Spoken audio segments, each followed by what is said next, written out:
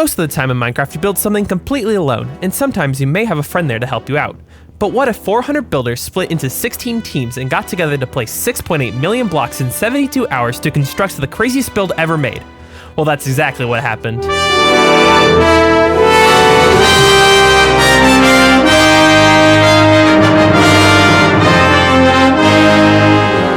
Led by Snarple and the Bakery, 400 builders were split into 16 teams, each led by a captain. I was placed on the brown team, and our theme was Western, which I have never really built before, so it was going to be very difficult. Our team was led by my 96th subscriber and Buildstone mastermind, Jake Kelton. Other amazing builders included Megateca, Quackle, Oh My Fish, and Mog Swamp? Yeah, I don't know how I got here. With our amazing team, it was time to get to work building in our plot.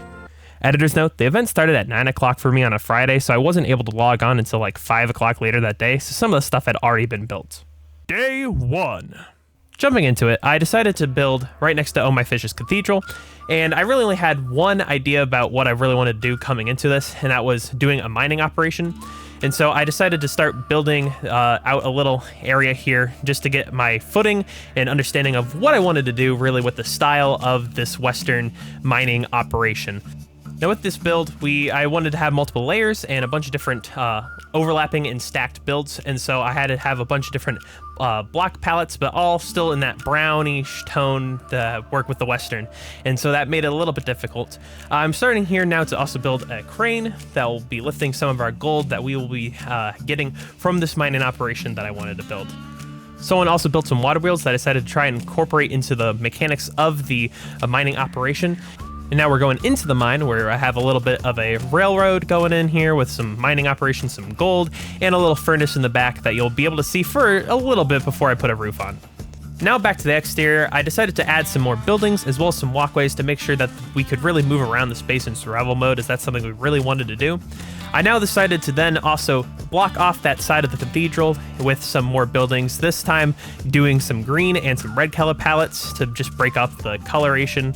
I decided to add as many of those like Western details like the overhangs as possible, and I think it turned out pretty well.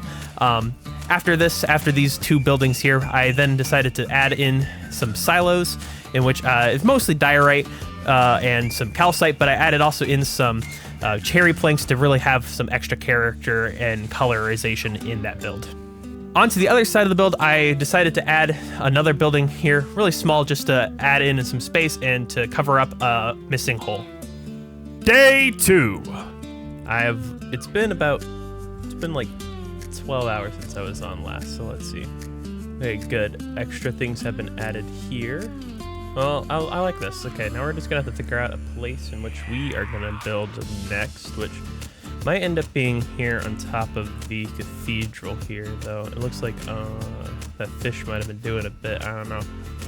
I did start building on top of the cathedral, like I said I would, and I decided first to build this little bridge over so I could start doing this blue building that I hadn't really seen any of the colors being used before. I didn't know exactly what I wanted to do, and I ended up turning it into a hotel. I then put another little smaller build right on the side of it. Right here, you'll see, yep, there it is, and that's a little coffee shop. I then started to make a train station here in which I extended this rail line here, and I was able to do this nice little overcurve that I've really thought looked really good.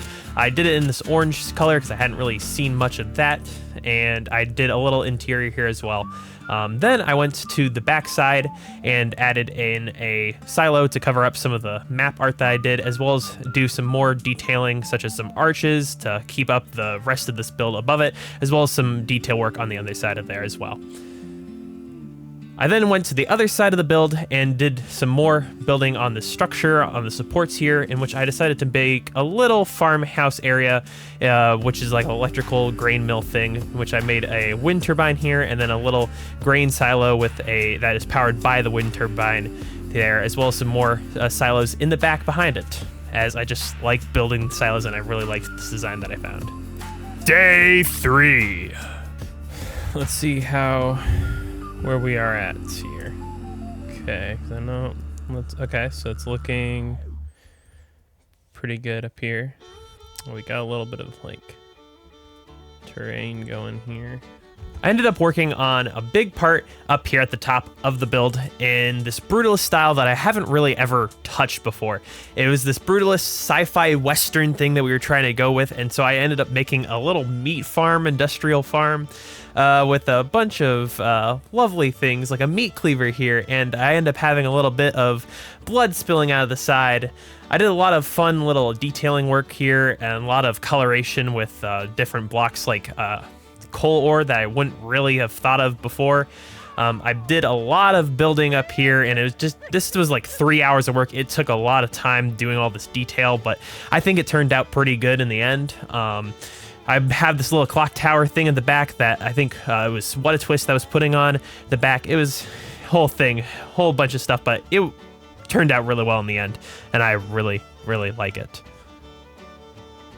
Now, we didn't have much time left, so I needed to work fast here on the middle on all the weird flat areas and weird stuff with the terrain and make it look all good and uniform. So I decided to go along with that brutalist sci-fi western thing that we were doing and just cover up a bunch of these flat walls here and things to make sure that the inner area looked really, really good. And clock was ticking. We were having to work fast.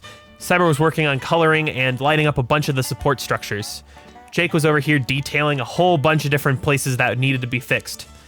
Megatecha was finishing up Cowboy Inc. Quackle was doing Quackle, just godness, craziness.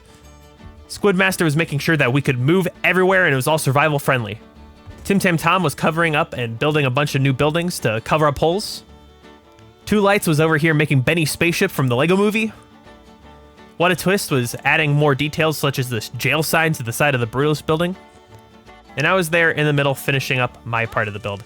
Thanks to everyone who made this an amazing experience. Without everyone on the team, we would not have been able to do this. And it turned out really well, and here's the final results.